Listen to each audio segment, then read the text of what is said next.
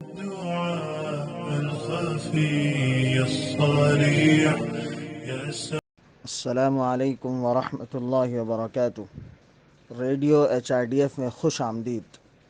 Be be Hajra نبی کی بیوی ہے، وہ نبی نہیں ہے۔ انہوں نے ایک عام عورت کی زندگی بطور بیوی، گھریلو خاندان اور ماں کے طور پر گزاری۔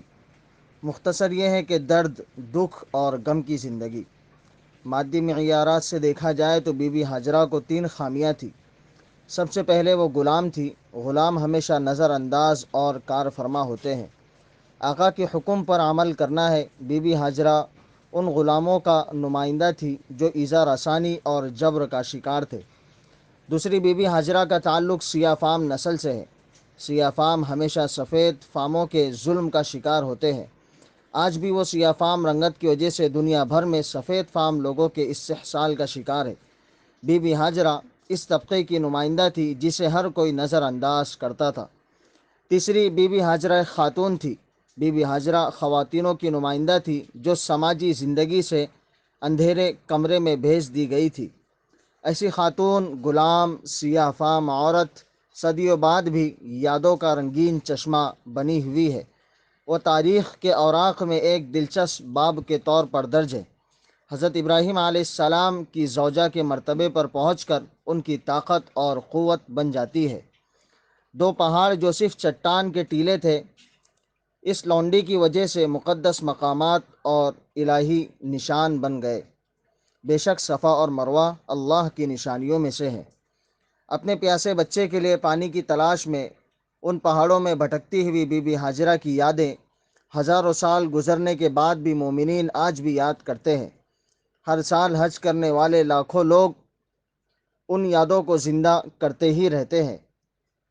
علماء، آقا، شہزادے، بادشاہ اور حکام اس لونڈی کی تاریخ کو نہایت عاجزی کے ساتھ پیروی کرتے ہیں۔ وہ وہاں دوڑتے ہیں جہاں صدیوں پہلے بی بی ہاجرہ بھاگی تھی، وہیں کھڑے ہوتے ہیں جہاں وہ رکے تھے۔ وہ اس راستے پر چلتے ہیں جس راستے پر بی بی ہاجرہ چلتی تھی۔ ہر حج سماجی مساوات کا اعلان بی بی ہاجرہ کی یادوں کے ساتھ کرتا ہے، جو لاکھوں کی نمائندہ ہے جنہیں پسماندہ اور صرف سیاہ فام ہونے کی وجہ سے نظر انداز کیے جاتے ہیں۔ ہر حاجی نسل پرستی کے خلاف لڑنے والا بن جاتا ہے۔ بی بی ہاجرہ کو حضرت ابراہیم علیہ السلام کی بیوی کے طور پر یاد کیا جاتا ہے اور محبت کرنے والی ماں کے طور پر جس نے اسماعیل علیہ السلام کو نبی بننے تک پرورش کیا، اور وہ ایک عورت کی ذمہ داریاں جو بھی ان پر تھی انہوں نے پوری کی۔ وہ ابراہیم علیہ السلام اور اسماعیل علیہ السلام کی تمام کامیابیوں کے پیچھے طاقت اور سہارا تھی۔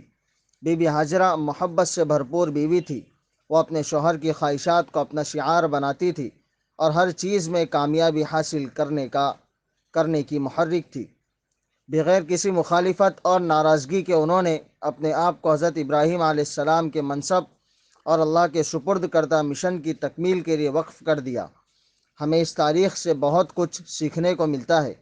ہمیں ان کے راستے پر چلنا چاہیے اور حق کے لیے ثابت قدم رہنا چاہیے، پھر ہر حج و عمرے کی سعادت حاصل ہوگی۔